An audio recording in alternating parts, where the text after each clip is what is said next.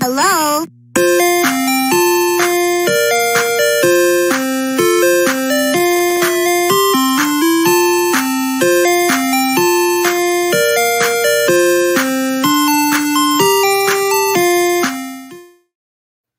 Well, hello. Welcome to another episode of I Stream, You Stream.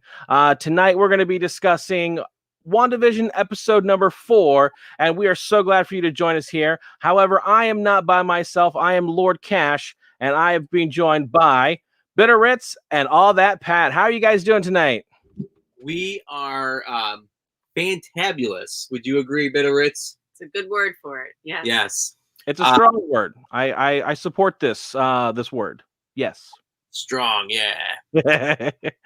All righty. Well, we are here going to be discussing episode number 4, as you can see by our lower third there. I guess that's maybe more like a fifth, but whatever. Entitled "We Interrupt This Program." And so, just to kind of give the disclaimers out of the way, this will be a full spoiler review. So if you have not by this time seen episode 4, what are you doing? Go watch it, man. It's awesome. Go watch it. But again, we're going to be talking about everything, anything that kind of goes back to episodes 1, 2, and 3, diving into episode 4, giving all those nuggets of knowledge, those Easter eggs, and all that fun stuff. So again, you have been warned. This is a full spoiler review. And hopefully nobody will interrupt this program as well. No, we don't want that to happen. That would be very, very bad. So, what are some of the stuff we can catch on the New York Nerd Show? We've got a lot of stuff that we do from throughout the week, and so this is kind of the time that we can talk about what people can be watching. So, AllThatPat, take it away. All right. Well, you can check out if you subscribe and like and all that stuff that you can do with our different social media platforms, whether it be Facebook, YouTube, or Twitch. Basically, if you're a subscriber or you notify yourself, you'll be able to see basically when BitOfRits and myself, when we share our recipe reviews, often from different places like Every Plate, Blue Apron, and HelloFresh. We do video game check-ins, like say with 2K18 and Battlegrounds, getting back into that. Also, this past week, I did kind of do a random one with Cobra Kai on the Xbox. And then Lord Cash is going to be doing Funko Royalty. And also, Lord Cash and I do Slam Nation every Monday at 7 p.m. Eastern Standard Time. We talk about the current wrestling product and a little bit of a throwback and a special feature that it's on the WWE Network. Yep. Yeah, as you can see, I've got some boxes over there that I've started to kind of get in place. I'm getting things going along. That is maybe I want to say a third, but it's probably maybe like a fifth of what I have. I have more downstairs I haven't brought up to make the Funko Mountain. So pretty soon I'm going to be jumping into those, maybe tomorrow, if not by next week. Gonna do some Funko openings. Awesome. So I'm excited about that. All righty. Well, episode number 4. This one was different. It was different, though. I like this different. I really enjoyed this episode. I do have to do the old pat on the back because I kind of pretty much called how this episode was going to play out. You saw this episode play out through the eyes of Sword and that of Monica Rambeau. So basically, this episode starts right off. Are you familiar with what the blip is?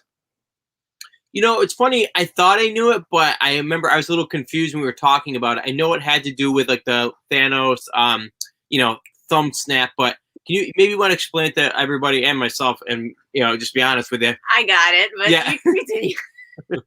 Well, I'll explain for the classroom. So there's 2 different types of events that happen within Infinity War and Endgame. The first one is the snap, and that's what happens when Thanos gets rid of half of the population. Now, the blip is when the Hulk snaps in Endgame and brings everybody back. So at the beginning of this episode, we have, essentially the Hulk has done his snap the gauntlet and cause the blip to happen. And that's basically when we start off with Monica reforming back. And when you do this, you actually get to hear Captain Marvel's voice kind of talking about, not wanting to leave. And then, of course, what's interesting that you really solidify who this truly is you actually get to see, or if you have the subtitles on and you listen, you'll hear that Captain Marvel says Lieutenant Trouble, which is basically what she calls Monica as a young child in Captain Marvel. Vera says, "Thanks, Lieutenant Trouble." So that was her nickname in that in the movie. So that is like, we've speculated, we've had hints through the various promotional media and out there, but this is actual confirmation inside the episode that this truly is Monica Rambeau, the daughter of Maria Rambeau from Captain Marvel. And then, of course, as it plays out, she's freaking out because she's trying to find out where her mom is. She's gone. She finds a doctor that is familiar with her and is like, basically, "Where's my mom?" And tells her that her mom died 3 years ago, which is essentially 2 years after Monica disappeared. Right. So by doing this little math, we actually get what's really cool. We actually find out when exactly within the Marvel Cinematic Universe time frame where this actually is taking place. So roughly the beginning of this episode is right in the mid, like Thanos battle is happening, where all of the Avengers that are being assembled. I'm getting goosebumps thinking about that scene. I just watched it again last night. It's so fantastic. When everybody comes back, you got Black Panther, Thor, all of them just coming and having that fantastic battle sequence at the end of Endgame. That is when this is happening at the Avengers compound. Yeah, What's that? That was a great scene. Second best fight to win an Anchorman. But and here I thought you were gonna go Civil War. Yeah. No, that by far just so many great moments in that. The first time you see Captain America actually wielding Thor's hammer Mjolnir. The actual time it's been teased so many times where it's like Avengers and then nothing, but then you finally get Captain America saying assemble. Just goosebumps all over that. That's fantastic scene. So then the rest of the episode kind of skips forward 3 weeks. So now we're almost a month away from the events of Endgame. And basically, Monica is returning back to her place of work, which is S.W.O.R.D. So we get our first glimpse of what S.W.O.R.D. looks like. The Sentient Weapon Observation Response Division. Now, I don't know if this is in Florida because they do have an astronaut program down there. So you see the places for the rocks to go up, but it looks pretty cool. It's very similar to you might kind of expect from a SHIELD base that we've seen throughout the films and the television series.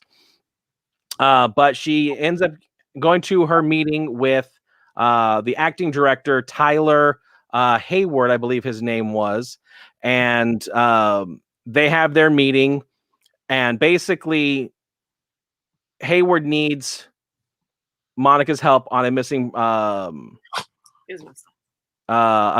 person's help with the FBI. I'm sorry, our dog is going crazy on the rug. I'm like, why is BitOfRits smiling? I'm like, I'm glad that she's enjoying. It's something as exciting happening, but anyways, Monica ends up taking the case and ends up heading to, you guessed it, New Jersey. That we find out that Westview is in New Jersey, so that's where she's going to check out everything at.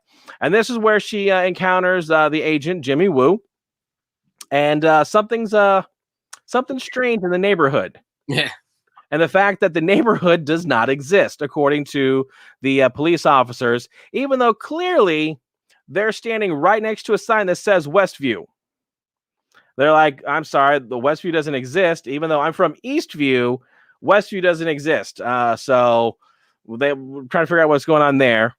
But it was great how, like you said earlier, but all this leads into like the first 3 episodes of WandaVision, because from this point forward, for the most part, it's going to be all those Easter eggs that you talked about and all the different like events. Like I'm so excited to talk about how, like, again, like that's almost like parallel, like side by side of what happens here, but also like the other viewpoints for 1, 2, and 3.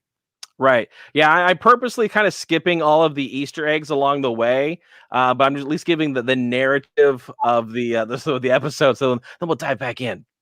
But basically, they realize that there is a force field or some sort of something that's holding everything back, and eventually Monica gets sucked into the other side. But of course, they need more help, so they enlist some other scientists, and this is where we actually get our first glimpse of Dr. Darcy Lewis. We kind of called that she was supposed to be making an appearance from the Thor series, so she's officially here. And what's nice about this, and I got to give the girls kudos. Last time we saw her, she was not a doctor, which means between Thor: Dark World and WandaVision, she got her doctor's degree. Good on you, mate.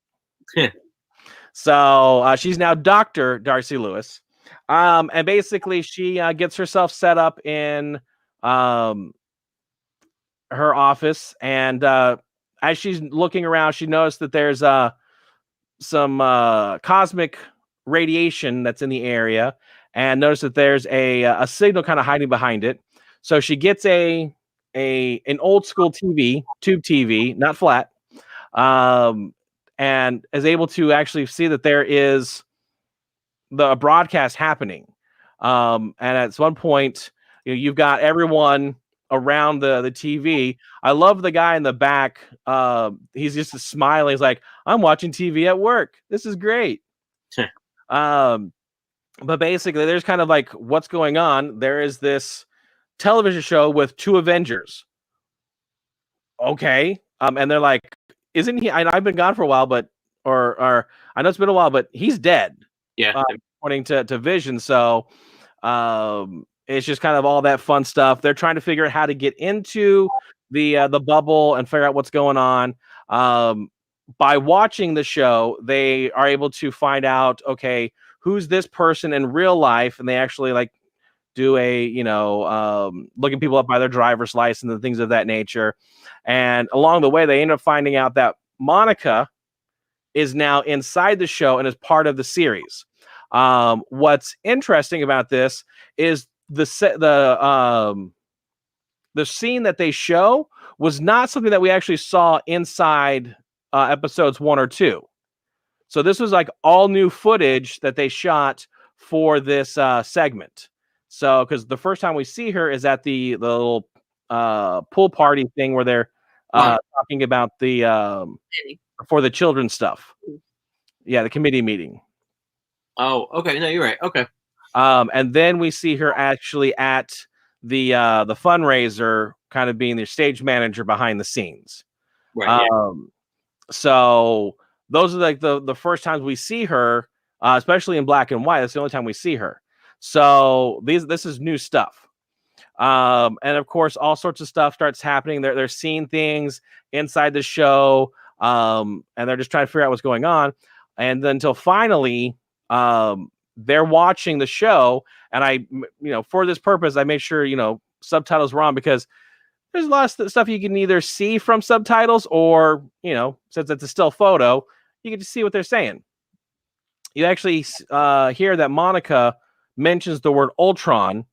And of course, that sets Wanda off and kind of going, what did you say? And you kind of hear it from the audience perspective, and kind of all of a sudden she's gone. Yeah. And they're like, wait, where'd she go? Where'd she go?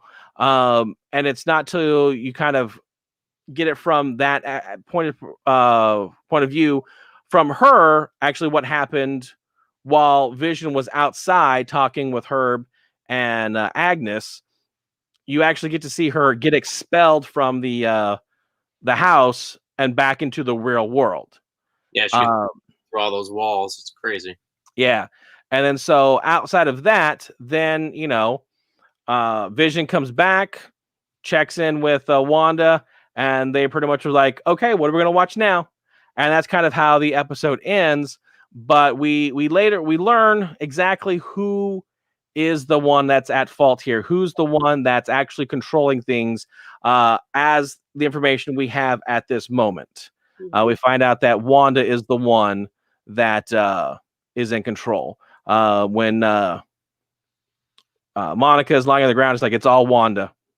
So we're gonna have to see if she's acting by herself or there's more people helping her behind the scenes, a little Wizard of Oz type of puppetry going on. So, but that was kind of like what happened in the episode. What are your thoughts on the episode? What did you guys like about it? I mean, similar to what was said at the beginning, right? That like just getting that other perspective of everything happening. I did think it was interesting that like what we saw as the show was also different than what Sword saw, because as you said, in the video that Sword was seeing, there would be almost like a piece edited out, like clip. It was like a blip to some of these scenes that on our end, like when Wanda would get thrown off or confused for Sword on like the real show, I guess, that they're seeing. It's just like you don't see what happens during those times, but on our end as, real audience, we were able to kind of see a little bit, but still not the whole story until this episode. Because they didn't have Disney Plus. Yes. That's how you get like the edited version.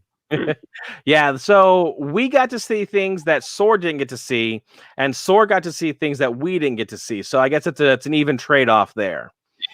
So basically, whenever Wanda would like lose control, be it the beekeeper at the end of episode 1 or episode 2, there was all this stuff, with when Dottie had the glass and like breaks the, that stuff gets blipped and, just kind of skipped over and re-edited to for your viewing pleasure. And it did seem that for Sword, I thought it was interesting that it almost seemed like multiple shows were happening at once on their end, and they were kind of, recording all of it, but you can kind of see when they have a setup of like 10 different TVs and it scrolls through that office scene. There's shows that we haven't seen yet. But for them, it's all kind of like being broadcast at once, which I thought was a little weird. Okay. Yeah, definitely going to see how that plays out with I'm curious moving forward now that the quote unquote the veil has been pulled back, and we know that there's an internal show as well as what's happening on the outside, the real life. How often we're going to be bouncing back and forth, or if we're going to get like 1 or 2 episodes inside Westview, and then we're going to get like 1 episode kind of tying stuff together again. If they're going to play it like this again, or if they're going to just bounce back and forth. I really hope they do the latter. I would really like to see a couple episodes back in, like the crazy TV world, and then come back out. Right. I enjoy those episodes. So this past one was really good too, but I like the little switch up. Yeah. Well, I liked episodes 1 and 2. 3 wasn't a strong one for me, but knowing what I've seen in 3 with 4, I think those enhance each other. So if people are watching this at 2 episodes at a time, I think might be in their favor. So Nick hasn't watched episode 3 and 4 yet, and I'm like, well, it's probably a good thing you can watch them together. That way they really do go together. I don't know how episode 5 is going to play into this, so right, but we'll see. But overall, really good episode. Really ties all 4 episodes that we've gotten so far together in a nice little bow, and it's just excited to see what's going to happen tomorrow. Yeah, ditto. And I said it basically typically goes live at 3 in the morning. We had said before, right? Yeah. Time? Yeah. So 3 a.m. Eastern, midnight Pacific. So I don't think I'll be staying up this time. I'll catch it with the wife in the morning before she heads off to work. But it's gonna be a good time. It's gonna be a good time. I'm making a prediction. Yes. Not the prediction that you may think of, but I'm gonna, because they have not been giving the episode titles until like day of. So as of right now, if you go to IMDb and look up episode 5, that's what it's listed as. So I'm gonna predict, since episode 4 was We Interrupt This Program, it's gonna be something in lines of, we return you to your regular scheduled program. Yeah, I can see that. Yeah, right. Just as an episode title. Yep. That's as for what else is happening, who knows? So is there anything else you want to talk about that maybe you didn't like or you did like before we start jumping into like those little Easter eggs? Yeah, I mean, I think just the general, like, it was well written. It definitely is clear that they wrote. I think it's clear they wrote all these together. Yeah, You're not just doing it week by week, and it was really nice to see everything tied together. And based on Lord Cash, what the three of us have been talking about, over the past 3 episodes, how you were pointing out so many of these Easter eggs, and we're diving deep into what we were seeing as kind of odd. That's what I liked the most. That as we all watched it, it was just literally, it was like, there it is. I knew it, or we knew it. Oh, no, we're wrong. I get it. Right. Just, it really was. Honestly, it reminded me of the Star Wars prequels. Like, like when you just saw everything tied together to previous things, that was like really cool. Yeah. Yeah. All right. Sorry, I was just gonna say, with the beekeeper, you definitely called that of what it was like, the outfit, and then to see it transform, and it was pretty silly that like the cord turned into like a plastic little like toy thing or something. Yeah, like the jump rope. Yes. Yeah. So as they passed through, the beekeeper guy became the hazmat suit became a beekeeper, and then as the cable connected, it came up and was like a jump rope. Mm-hmm. Because that's what you would associate a cord with in the 1950s. Yeah. So it definitely really caught me off guard when they answered the question of if Vision's alive or not. Oh, it was creepy. With how he looked. But here's the thing: did they really answer it? To me, I think it seems. I think from what he looked like, and that she, almost like had to fix it in her head, that it seemed to me that he's dead, because she also was like, he said something like, we could always leave, and she was like, no, I can't, like, we can't leave. And I feel like, again, that's kind of it's possible that it doesn't mean that, but I feel like that was really strongly hinting that perhaps this is the only way that they can be together. Right. So up until this point, I have been very strongly thinking that he's alive. I will say this episode made me question it a little bit. Because then this is the scene that you're referring to. Wanda looks up and actually sees Vision as he, with the Infinity Stone taken out of his head.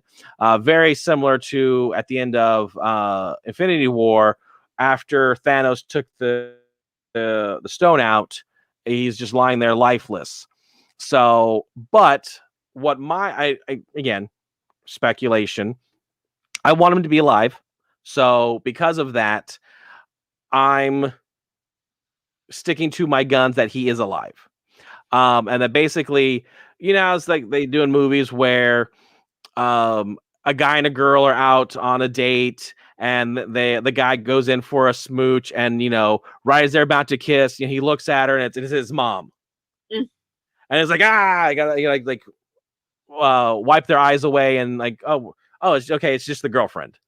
So I wonder if that's one of those things where, because they were just talking about the outside world, the last time she saw Vision, was in that deceased state.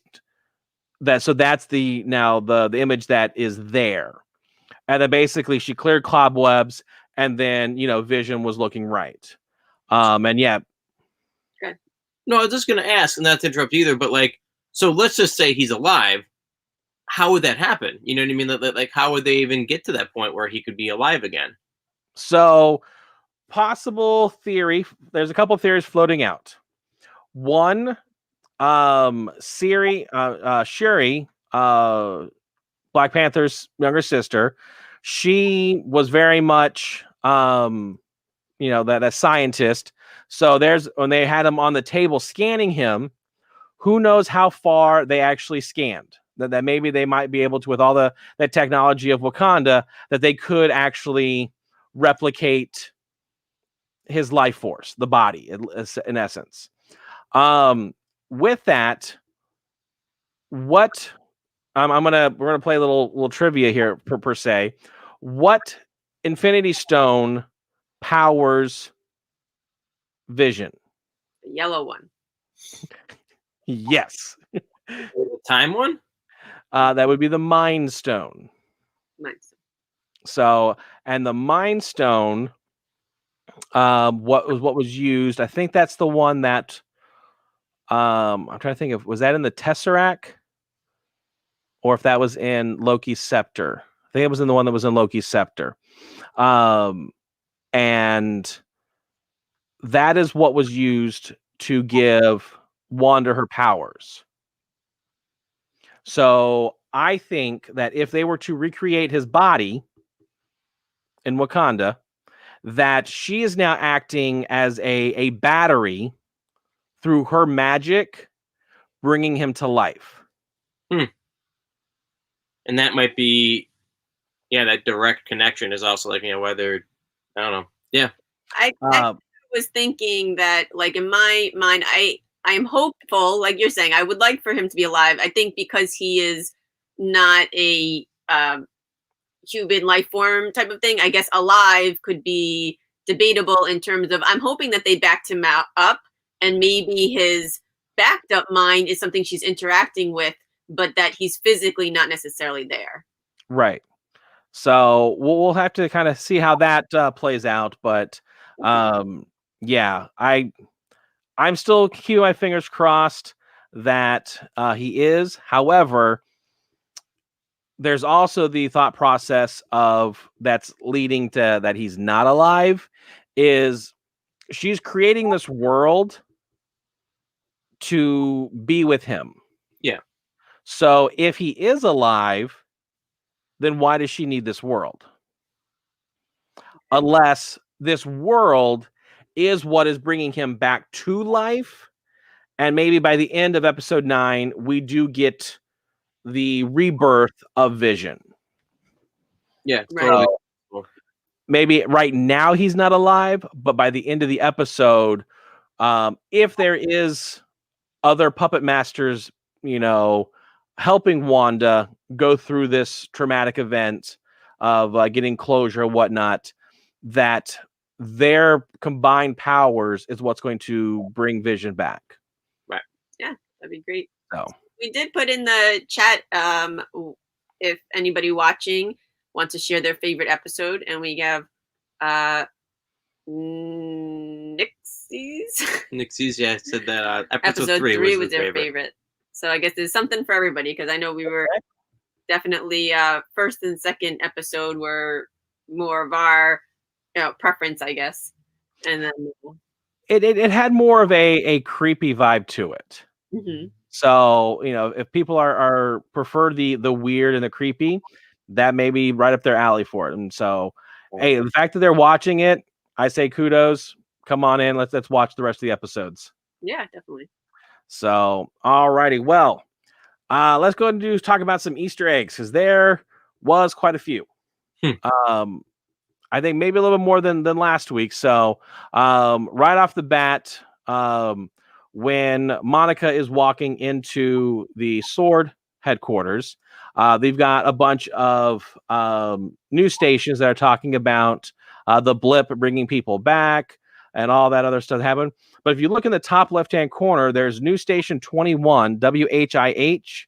That is a news station that is used, been used all the time in the movies. You've got segments of the Hulk where it's used back in 2008 with the incident at Culver University. That was used in that one. When Iron Man 2 starts, You see that they are doing the expo that Tony Stark is going to be doing the opening ceremonies for that. And then on top of that, those are the movies. They're used in the television series as well. If you watch Agents of S.H.I.E.L.D., you had the president talking about alien threats in season 3, episode 1. And then on top of that, that's, the ABC show. Our Netflix shows, pretty much every single Netflix series was used all the way back to Daredevil, when you have Wilson Fisk being reported on in the WHIH in New York. So this is one of those news stations that is always being talked about, always being used. It's kind of that internal Marvel network. Right. There really hasn't been a lot of stuff reporting from them since about 2016. They have a Twitter handle, and I was kind of following them as well. And not much has shown up. So it was interesting to see that news station being brought back into yet another form of Marvel cinematic. So again, you've got the actual theatrical movies, you've got your television series, your Netflix streaming service, and now the Disney Plus service. So I would not be surprised if we see some sort of stuff in the next series, the Falcon and the Winter Soldier, as well as maybe even Loki. So it's their consistency. That's their yeah. So this one was an easy Easter egg that I'm sure everyone saw. Right as Monica was getting ready to walk into the building at Sword, on the wall, we saw Maria Photon Rambeau, which of course is her mother. And if you remember her airplane from the Air Force, it actually had it listed right there, Maria Photon Rambeau, on her fighter jet. So that was kind of cool to see that she's passed. So unfortunately, her character is done, but there's still at least that memory of her, that homage to her. Then we talked about everything happening going into New Jersey. Now, did you catch this little image when Jimmy Woo met Monica? I mean, I see 1966 on the back of the car, view, and then he's holding something. Yep. He's holding his business card. Do you know the significance of that? I'm gonna go by the something with Ant-Man. Very good. So when we first meet Jimmy Woo, he's investigating Scott Lang, and so of course he has the card. He pops the card out, but if you go back to Ant-Man and the Wasp, Scott Lang, while trying to entertain his 10-year-old, 10 hours a day or whatever, learns close-up magic, and even Jimmy was like, how'd you do that, Scott? And Scott's like, do what? He's like, the card trick. So what I find amusing is Jimmy Woo actually went out and learned how to do this trick. So that way now when he's meeting people, he can just like and pop up the card for his business card. Okay. What's interesting is Randall Park, the actor who plays them, actually learned how to do this. He was not CGI or anything like that. He an actual magician came in and showed him how to do this trick. So I thought that was really cool, that little dedication to it, which also, if people ask, did Jimmy Woo get snapped away? And his Randall Park's logic is, if I did get blipped away or snapped away and got blipped back, I've only been around for like 3 weeks. I really wouldn't have had time to perfect this magic trick. So, because basically Ant-Man and the Wasp happens right at the beginning of the snap. So they are like overlapping. Right. So he would have had 0 time to practice this and learn the trick had he not been snapped away. So he's been around for 5 years. Yeah. Is the theory on the street.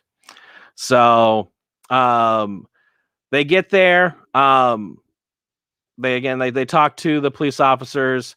And once they drive away, Monica brings out a drone. and there's the drone. If that looks a little bit familiar, it's very reminiscent to the colorized one that we see in episode 2. But the color scheme is very similar to that of her role model, Captain Marvel.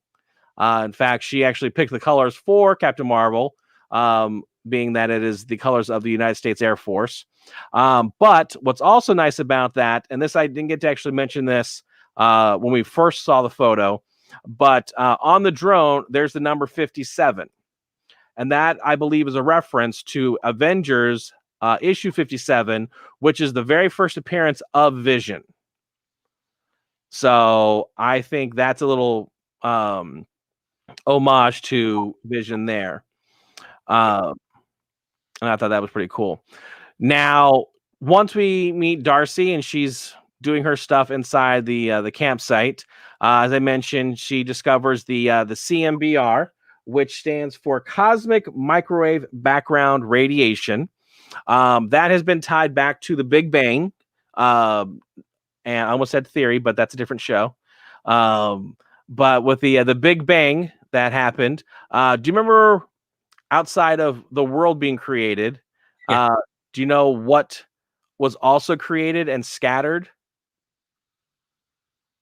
Like matter? Or no. Like The stones. So according to what we see in I believe this was Infinity War, they talk about when basically the world was created, the 6 stones were scattered throughout the universe. You only see 5 there because Doctor Strange has the 6th one in the Eye of Agamotto necklace that he wears around his neck, which is the Time Stone. So now, this is one thing that's kind of cool about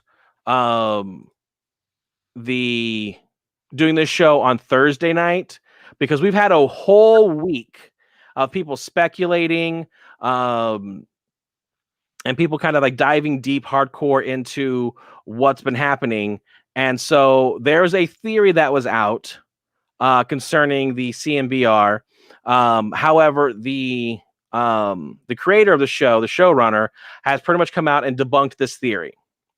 But what she says is that the CMBR is going to have us introduce the Fantastic Four into the series. Whereas we know that there's going to be a Fantastic Four movie. I believe John Watts is going to be doing that, which has been the director of the recent Spider-Man movies. So 2 and 3, I think he's doing those. Now, the way it's worded is that it's going to show the introduction to the Fantastic Four. I don't think I never thought that we were going to get, Mr. Fantastic, Reed Richards, or Sue Storm, or any of the other characters, Johnny Storm, included in this, Ben Grimes, that we're going to get those characters, introduced. However, I think this is kind of that sowing the seeds, laying the foundation, because as we may have mentioned, Sword has a astronaut division. So I have a feeling when the movie gets made, they're going to be Sword agents going up into into space, getting hit with this, cosmic radiation.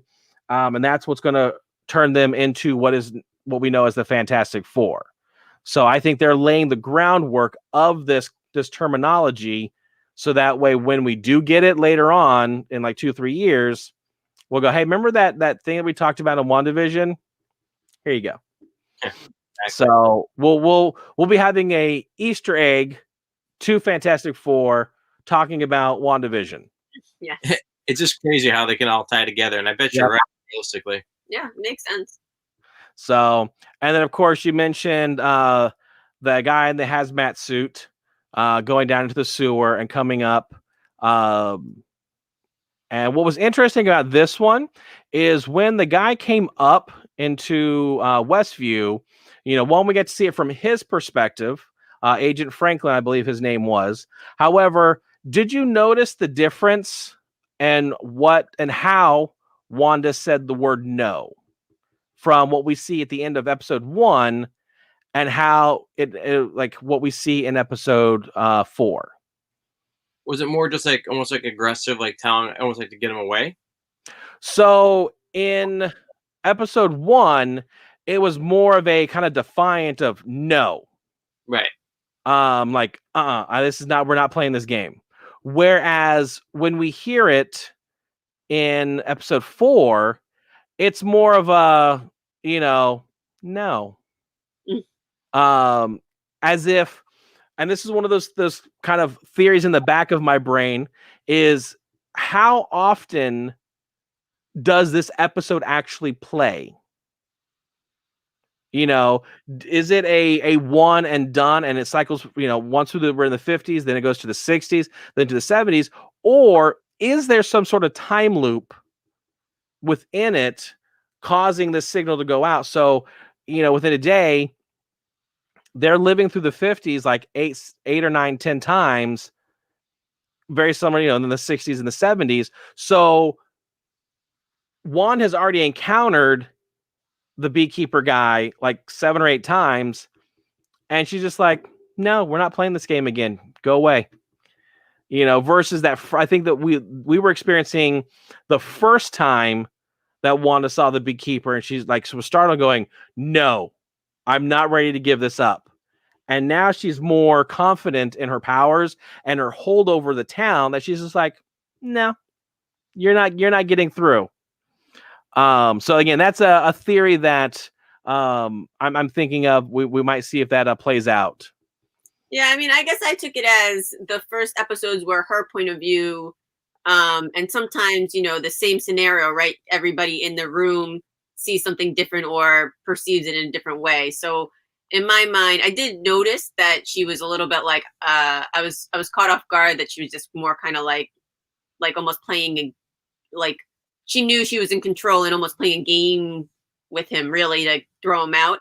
But in my mind, it was kind of like the first episode was her point of view, where she was like annoyed and angry. So you see that come through. And then this last episode was from the beekeeper's point of view, where again, you were kind of like getting more of a understanding that she seems to be in control and is aware she's in control, and other people can see that, whereas she might not feel like she's giving that off. Interesting. I like that. Definitely we're going to see what holds true in the next few episodes. So at the end of episode 1, we see that there's someone watching the show with them, and we learn that that's actually Darcy. She's watching the show. She's the one that had like the sword notebook. They're taking notes or whatever. But that was really the only one that got an end credits until we watched episode 4. We see that episode 3, the one in color, actually has credits as well. So of course, when there's credits, there's names. That's something. So what's really cool is they have Leanne Patrick, Chikako Shazuki, I am butchering names, and Amanda Weir. But these are all people that are on the WandaVision team. Leanne does post-production coordinator, who also worked on the last 2 Avenger films. Shizuki was an art director supervisor who worked on another Marvel series, The Runaways, as well as Agent Carter. And then Amanda Weir was a post-production supervisor who hasn't worked on any Marvel series, but is still within the Disney family. Worked on A Wrinkle in Time, The Jungle Book, and the Fantastic Lone Ranger. Fantastic is sarcasm, by the way. Oh, I'm like, what was the Fantastic Lone Ranger? I like that movie. I know it's off there, but I actually enjoyed it. But it wasn't as bad as people make it out to be, but yeah, people don't like that movie a lot. I think we expected to hate it, and we were like, that really wasn't that bad. But when you go in with low expectations, you should. And that's usually what's best is, like, oh, this movie is horrible. Okay, great. I want to watch it because I'm probably going to like it. So, but then you had that.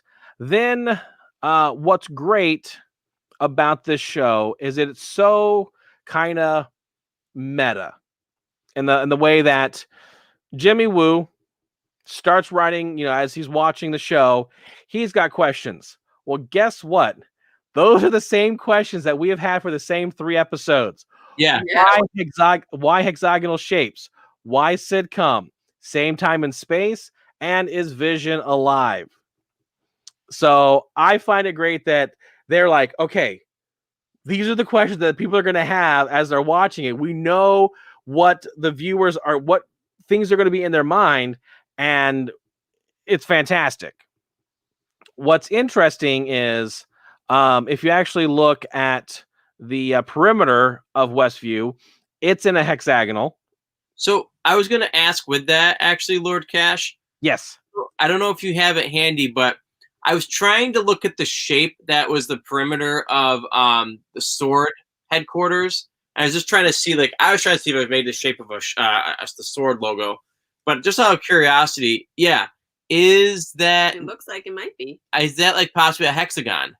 Yeah. Possibly, because I'm looking at 1, 2, 3, 4, 5.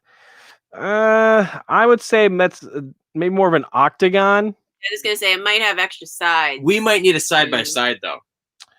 Yeah, possibly. But did you? Iron Man's not For dead. next episode. Yeah.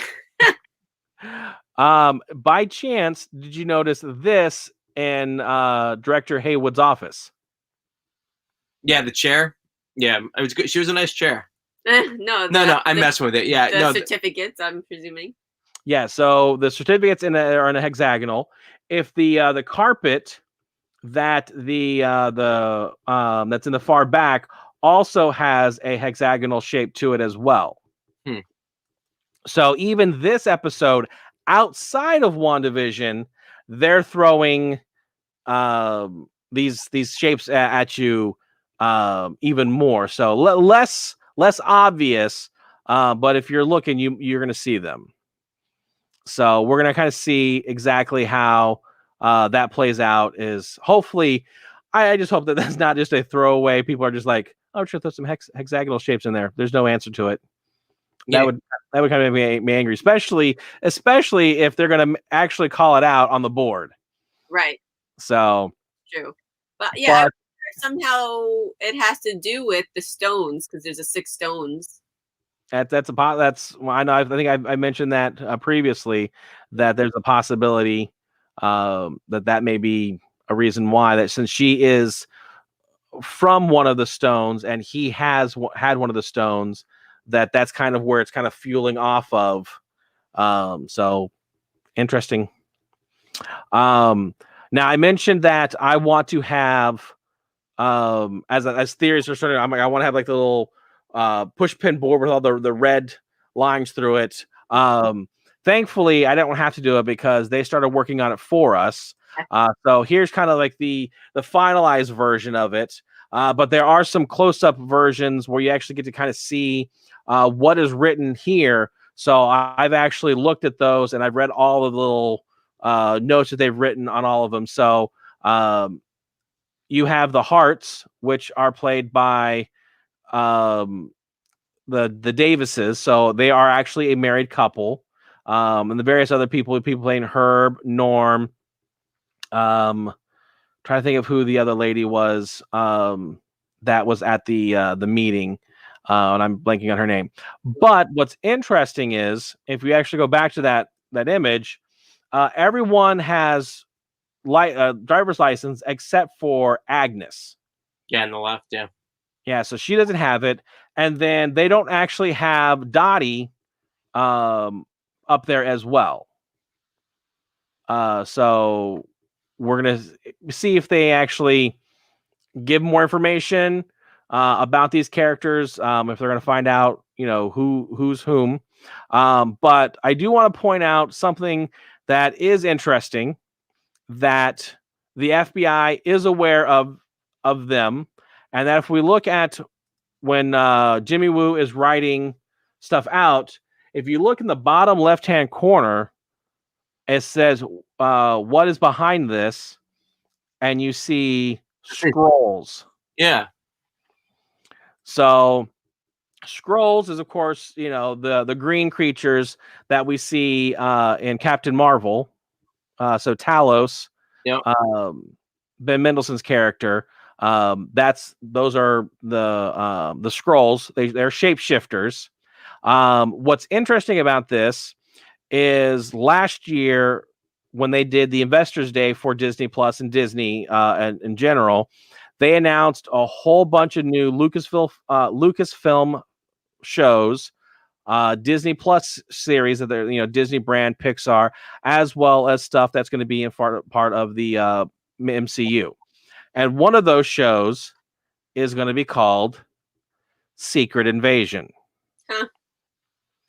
So I'm curious if this is actually going to be kind of leading into that. The fact that, at the end of Far From Home, Nick Fury and Maria Hill were actually Talos and his, compadre masquerading as those two characters.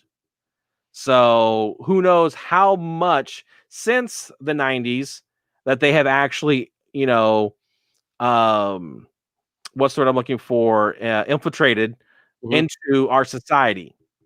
Who is a Skrull and who's actually human. So that's the whole concept behind Secret Invasion. So the fact that the FBI is aware of it is pretty cool, and like to see how that's going to play out.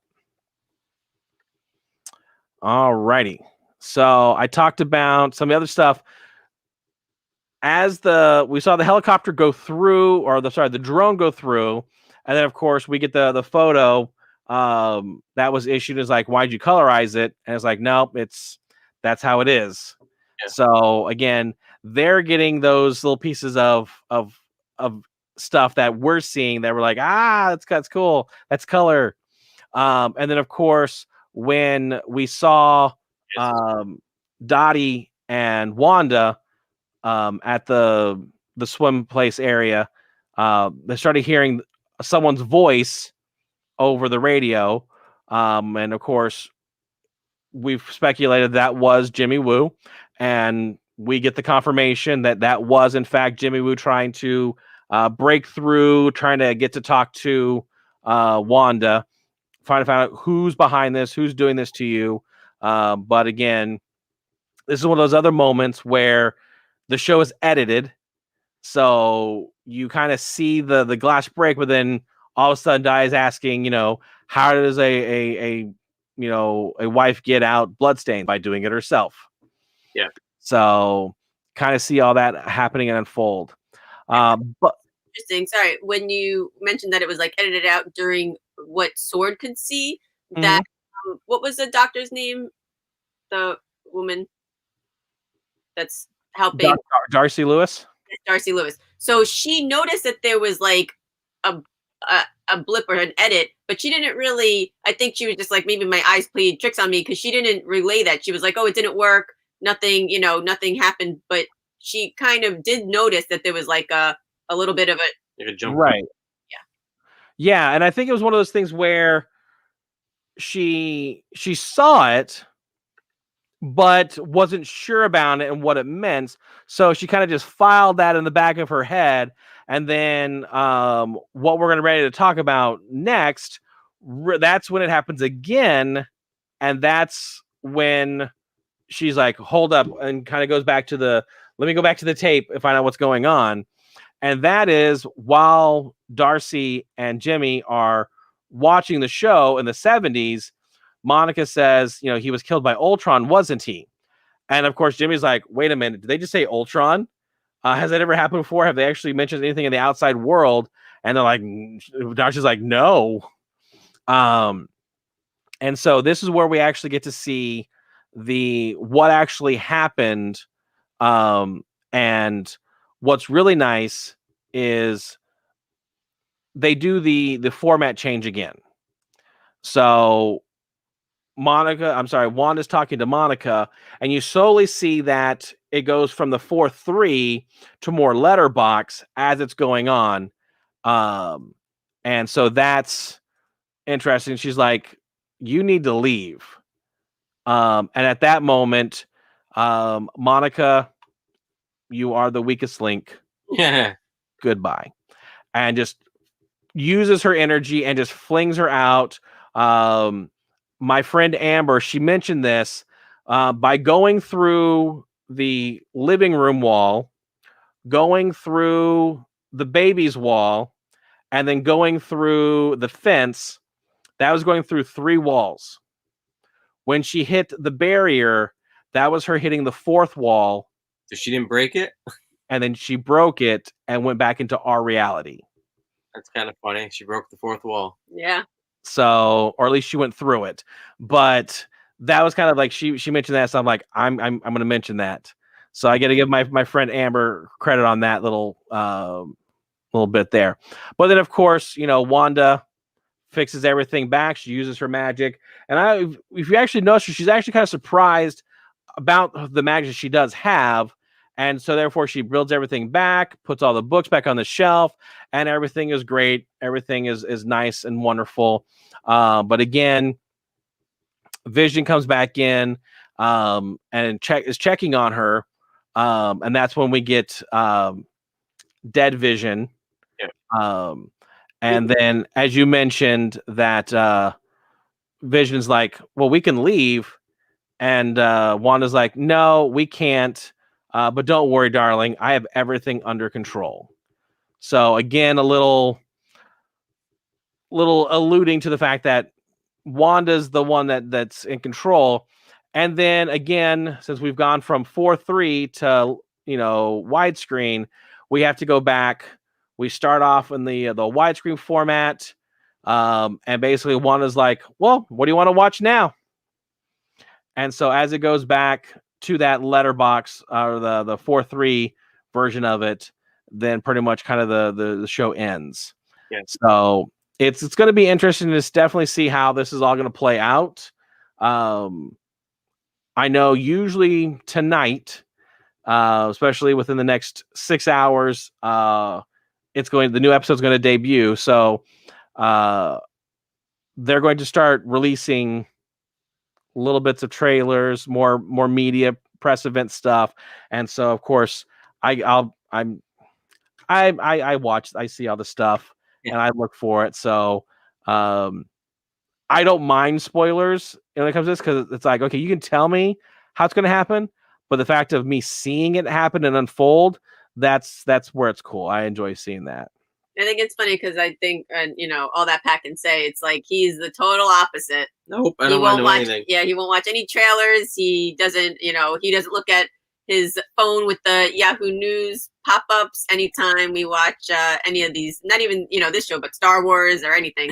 He'll run out of the room when a commercial on Hulu comes on about any of this stuff that he wants to watch. I remember when the most recent Star Wars that came out, and we were watching some other movie in the theater, and I just saw the Lucasfilm thing, and I literally got out of the theater and went to go hang out in the lobby.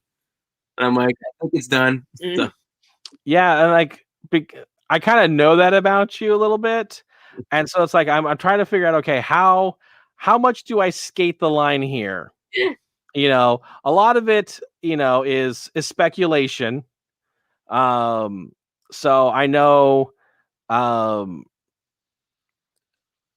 with that, like I said, there's I'm gonna show this little screenshot here from but it's not giving anything away. But if you watched The Mandalorian, there was a big guest appearance at the end of season 2. So if you haven't watched that, sorry, man. But Elizabeth Olsen is really excited for fans to see a major WandaVision cameo that's on par with Luke Skywalker in The Mandalorian. that nod, Skywalker. So with that, there's going to be someone, a cameo. Who do you think it might be? That would make sense in this. Iron Man. He's not dead. No. Probably, honestly, the what the heck's his name? Doctor Strange. I don't remember what the actor's name is, but Benedict Cumberbatch. Yeah, I think Doctor Strange, because again, has this whole tie-in with, you know, the Infinity Stones and that matter. So why not?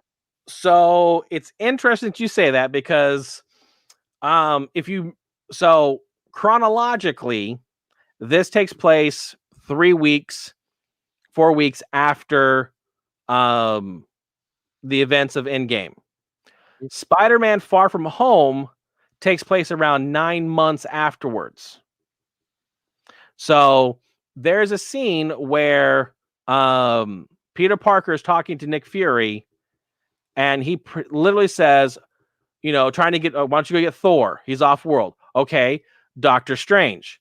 And what's interesting is Nick Fury's response is unavailable.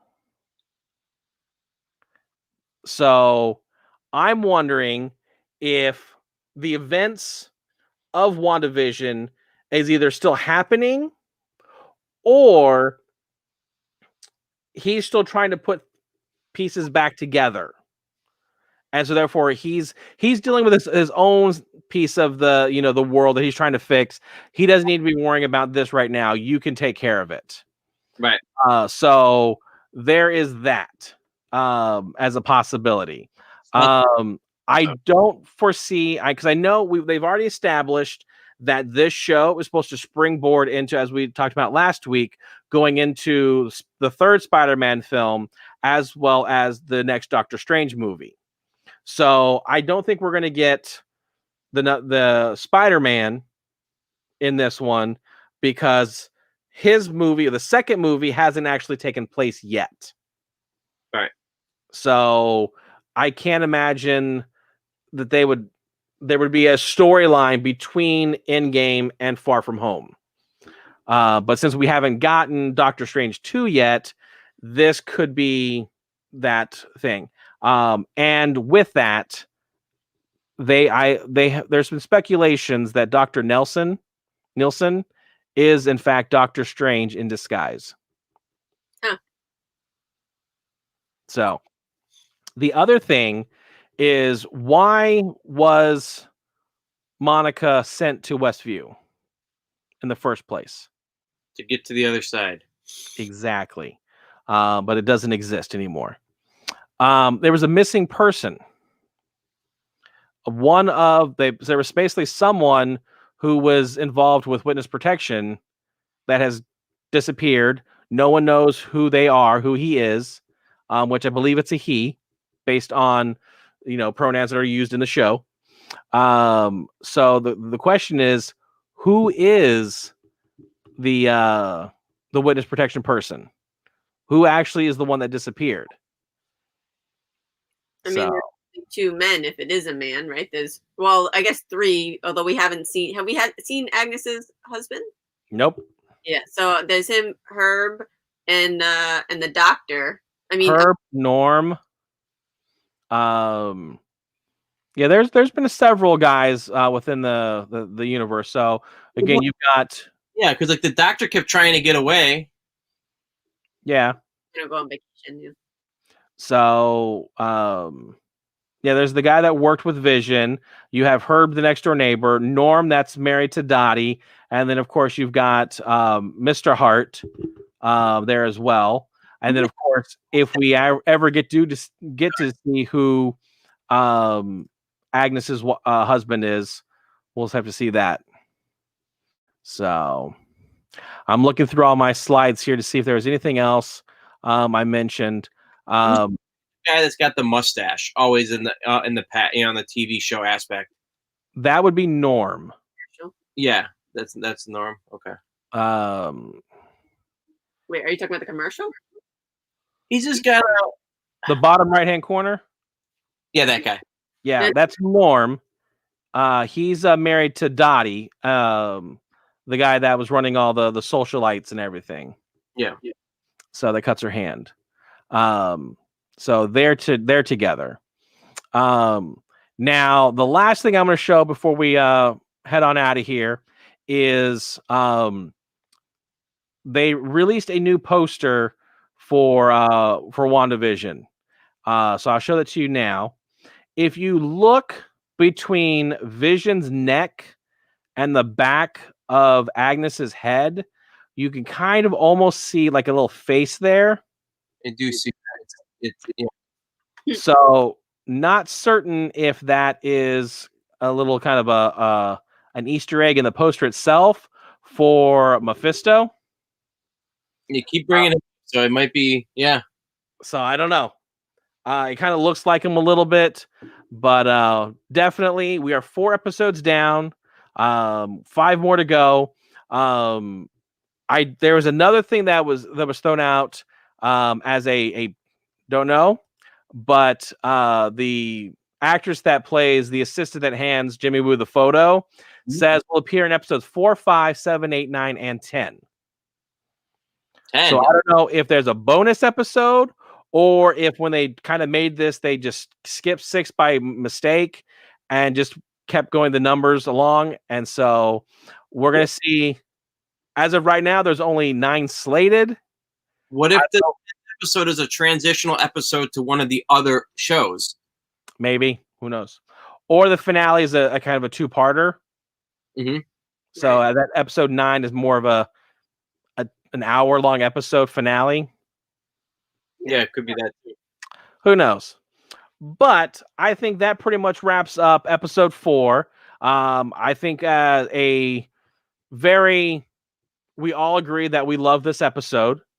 We all agree that we are looking forward to tomorrow's episode and can't wait to see what's about to unfold the remaining 5 episodes.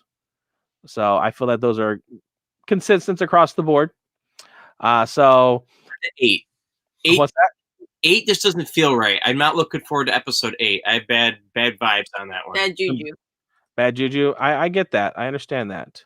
All the other We'll kind of have to see how that all plays out. That may be way in the future that we're just not going to like it. So, but with that, we just want to give a quick reminder of things that you can catch us on the New York Nerd Show. We again do our show on Monday night, the Slam Nation, where AllThatPat and Lord Cash, myself, we talk about what's going on in the WWE universe through Raw and SmackDown, as well as a little featurette on the W Network. Then, of course, we have on Tuesday nights, AllThatPat and BitOfRits, they do some video gameage, whether it be WWE Battleground or 2K18, or maybe even a mix a little bit of the Cobra Kai. That looks like a pretty fun game. And of course, if you do like and subscribe to the channel, then whenever they do go live with their Every Plate, Blue Apron, or HelloFresh reviews on stuff that they cook to eat, then you'll be able to catch that out. And then coming soon, we will have our Funko Royalty, where Lord Cash will be doing unboxings for Funko Pops. I get a lot of them. I like them. So definitely check us out to see those unboxings. And then, of course, be back here next Thursday night for the next episode of I Stream, You Stream. We'll be going over episode 5. We'll see if my title is correct for tomorrow's episode. But until then, definitely, as they say, if you can stream it, you should watch it. So until next time, bye-bye. Hello?